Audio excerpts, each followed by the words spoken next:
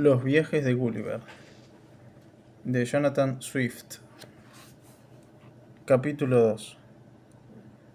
El emperador de Lilliput, acompañado por varios cortesanos, visita al autor en su prisión. Descripción de la persona y de la vestimenta de su majestad. Unos sabios enseñaron al autor el idioma del país. Gana la simpatía de todos por la suavidad de su carácter. Registran sus bolsillos, le quitan la espada y las pistolas. Pronto vi llegar hacia mí al emperador, seguido por toda su corte. Su majestad venía a caballo, lo cual estuvo a punto de costarle caro, pues su cabalgadura se asustó al verme y se encabritó. Pero este príncipe, que era un excelente jinete, se mantuvo firme en su montura hasta que los miembros de su comitiva corrieron para tenerle la brida. Después de haberse apeado, su majestad me observó con admiración por todos los costados, aunque por precaución se mantuvo en todo momento fuera del alcance de mis cadenas. La emperatriz, los príncipes y las princesas reales, acompañadas por varias damas, se sentaron en sillones a cierta distancia. El emperador era más alto que todos sus cortesanos, y eso le daba un aspecto imponente. Tenía un rostro de facciones recias y viriles, nariz aguileña, boca enérgica, tez aceitunada, porte majestuoso, miembros bien proporcionados, gracia y dignidad en los modales. Después supe que tenía 28 años y reinaba desde hacía 7. Para mirarlo más cómodamente me tendí sobre un costado y él se mantuvo a unos 3 metros de mí. Más tarde, habría de tomarlo muchas veces en mis manos, razón por la cual puedo describirlo con tanta exactitud. Su traje era sencillo, medio asiático, medio europeo. En la cabeza llevaba un liviano yelmo de oro adornado con diamantes y coronado por un magnífico penacho. En la mano tenía una espada desenvainada, para defenderse en el caso que yo rompiese mis cadenas. De casi 8 centímetros de largo, la espada tenía pomo y vaina de oro enriquecidos con pedrería. Su majestad me hizo el honor de dirigirme varias veces la palabra. Le contesté, pero no nos entendimos mutuamente. Al cabo de unas horas, la corte se retiró y me dejaron como con una nutrida guardia para protegerme de la curiosidad de la plebe, impaciente por verme de cerca, mientras yo estaba recostado frente a la puerta de mi morada. Algunos de esos pequeños seres cometieron la imprudencia de dispararme flechas, una de las cuales casi se clavó en mi ojo izquierdo, pero el coronel de la guardia mandó detener inmediatamente a 6 cabecillas y no encontró castigo más adecuado a aquella culpa que entregármelos atados. Los tomé, a todos con mi mano derecha. Guardé 5 de ellos en un bolsillo de mi jubón y simulé comerme vivo el sexto. El pobre hombrecito lanzó horribles berridos. El coronel y los oficiales parecieron a su vez muy afligidos, sobre todo cuando me vieron sacar mi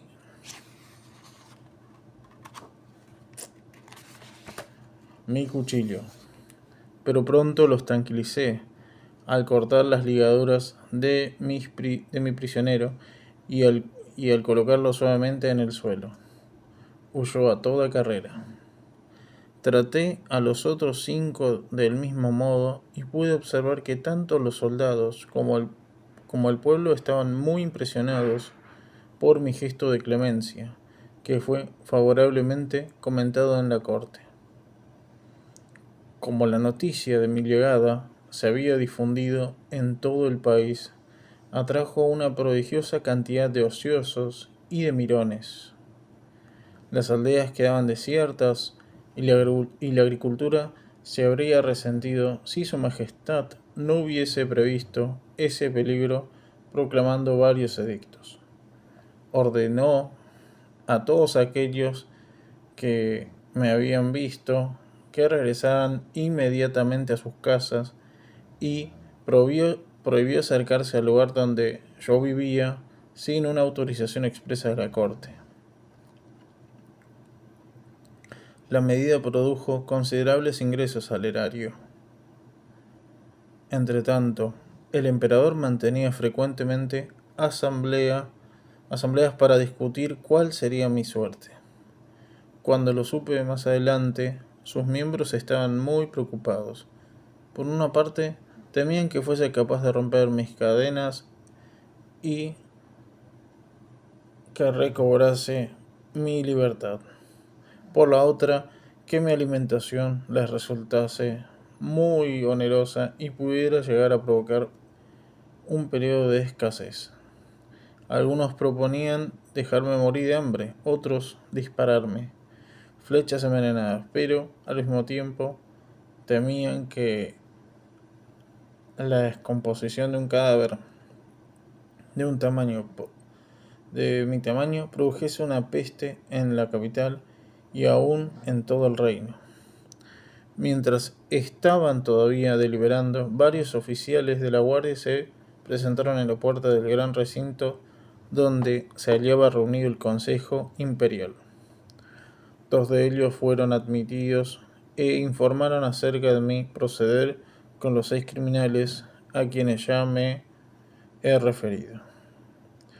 El relato produjo una impresión tan favorable en el espíritu de su majestad y de todos los miembros del consejo que inmediatamente decidieron enviar una comisión imperial para obligar a todas las aldeas vecinas a entregar cada mañana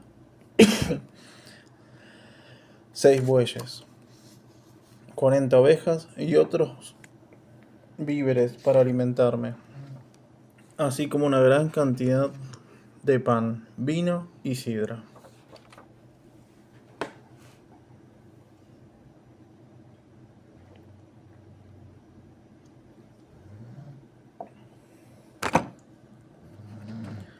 Se nombraron 600 personas para servirme y se ordenó a 300 sastres que me hicieran ropa según la moda del país. Los 6 profesores más sabios del imperio fueron encargados a enseñarme el idioma.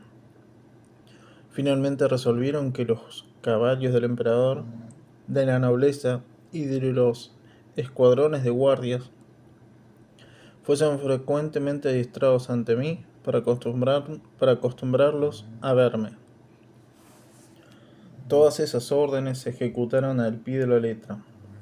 En 3 semanas hice grandes progresos en el aprendizaje del idioma. El emperador me honró frecuentes visitas hasta se dignó ayudar a mis profesores en la tarea de instruirme. Las primeras palabras que aprendí para expresar mi deseo de ser puesto en libertad, todos los días se las repetía de rodillas. Pero él contestaba que tuviese un poco más de paciencia, pues no podía tomar esa decisión sin la anuencia del consejo y que antes yo debía jurar que viviría en paz con él y con sus súbditos. Mientras tanto, continuaría siendo tratado con la mayor deferencia. Me aconsejó que ganara su estima y la de su pueblo mediante mi paciencia y buen comportamiento. Me rogó que no me ofendiera si daba a sus funcionarios la orden de registrar mis bolsillos, ya que probablemente yo debía tener armas peligrosas para la seguridad de su estado. Le contesté que estaba dispuesto a despojarme de mi ropa y a vaciar mis bolsillos en su presencia, pero me repuso de que, de acuerdo con las leyes del imperio, esa misión debía ser realizada por 2 comisarios. Sabía, me dijo, que ello no podía cumplirse sin mi consentimiento, pero tenía tan buena opinión de mi generosidad y de mi rectitud que no vacilaba en confiarme su gente. Todo lo que me quitasen sería devuelto al día que yo dejara el país, o me sería pagado a un precio fijado por mí mismo.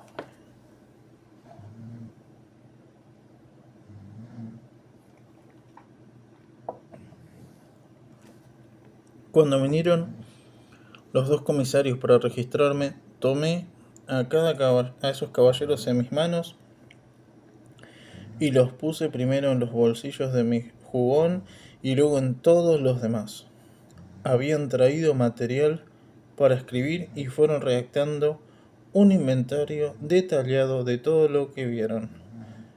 Cuando lo terminaron me pidieron que los pusiera nuevamente en el suelo para poder ir a rendir cuentas de su misión al emperador.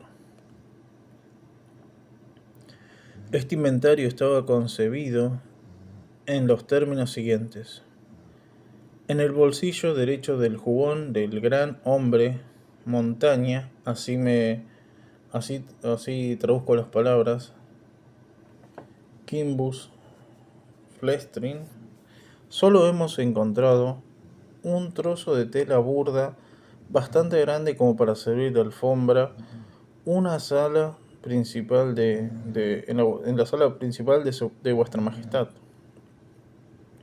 En el bolsillo izquierdo hemos hallado un gran cofre de plata con una tapa del mismo metal que nosotros los comisarios no pudimos levantar. Habiendo entrado en el cofre, se hundió hasta las rodillas en un polvo que nos hizo estornudar durante algún tiempo. En el bolsillo derecho de su chaqueta encontramos un enorme paquete de sustancias blancas y delgadas, dobladas unas sobre otras, aproximadamente del tamaño de 3 hombres, atados con un fuerte cable y marcadas con grandes figuras negras que hemos interpretado como una escritura. En el bolsillo izquierdo había como un instrumento chato, provisto de largas estacas semejantes a la verja que está frente a la residencia de vuestra majestad.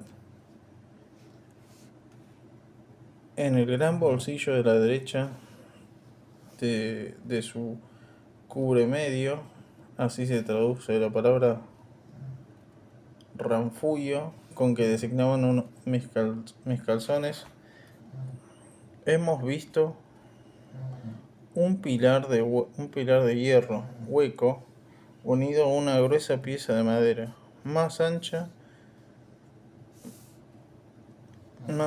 que el pilar. Sobre un lado de este pilar había 3 piezas de hierro de forma extraña. Ignoramos lo que es ese objeto. En el bolsillo izquierdo hemos visto otra máquina de la misma especie. En el bolsillo más pequeño del lado derecho había varias piezas redondas y chatas, de metal rojo y blanco. Algunas de las piezas blancas que nos parecieron de plata eran tan grandes y pesadas que mi colega y yo apenas pudimos levantarlas. Ítem: 2 espadas de bolsillo con hoja muy filosa que se embutía en sus ranuras del mango. Estaban guardadas en una larga caja o estuche. Quedan 2 bolsillos por registrarse. Él los llamaba faltriqueras. Eran 2 grandes aberturas cerradas, cortadas en la parte superior de su bolsillo medio, pero cerradas por la presión de su vientre. de la faltriquera derecha pendía una gran cadena de plata a la que estaba unida una maravillosa máquina. Parecía un globo, una de cuyas mitades era de plata y la otra de un metal transparente. Sobre el lado transparente vimos extrañas figuras trazadas en un círculo. Creímos poder tocarlas, pero nuestros dedos tropezaron con una sustancia diáfana.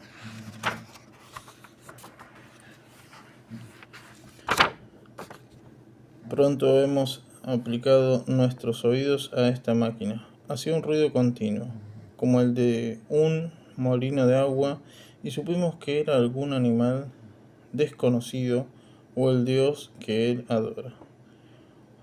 Nos inclinamos más bien hacia esa conjetura. En efecto, él nos aseguró que pocas veces hace algo sin haberlo consultado y lo llamaba su oráculo, y decía que marcaba el tiempo para cada uno de los actos de su vida. De la falconera izquierda sacó una red, casi bastante grande para servir a un pescador, pero que se abría y cerraba. En ella encontramos varias piezas macizas de un metal amarillo. Si fuesen de oro, esas piezas tendrían un valor incalculable. Después de haber registrado cuidadosamente todos sus bolsillos, de acuerdo con las órdenes de vuestra majestad, descubrimos alrededor de su talle un cinturón hecho con la piel de algún animal prodigioso. Del lado izquierdo colgaban una espada cuya longitud equivale a la estatura de 6 hombres, y del derecho un bolso o talego dividido en 2 compartimentos, cada uno de los cuales puede contener 3 súbditos de vuestra majestad.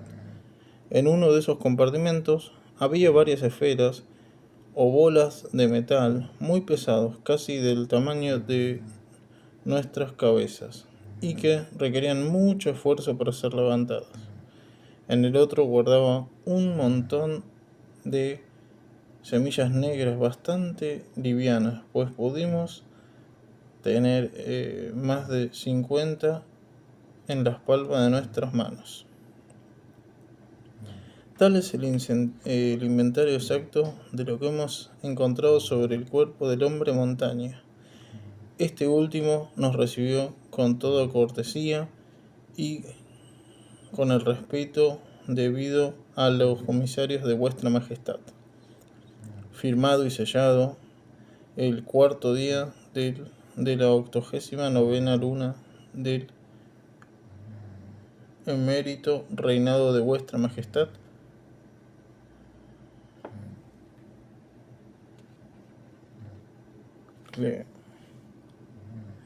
Clefren Freloc y Marst Freloc.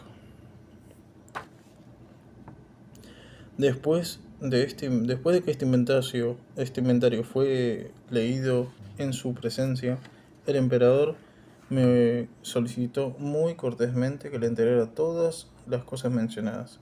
En primer lugar, me pidió mi espada. A cierta distancia había hecho formar 3.000 de sus mejores soldados con sus arcos y flechas, pero al principio yo no los vi porque estaba observando al emperador. Me rogó desenvainar mi espada, la cual, a pesar de tener un poco de herradumbre debido al agua del mar, brillaba bastante como para deslumbrar a las tropas, que al verla lanzaron fuertes gritos.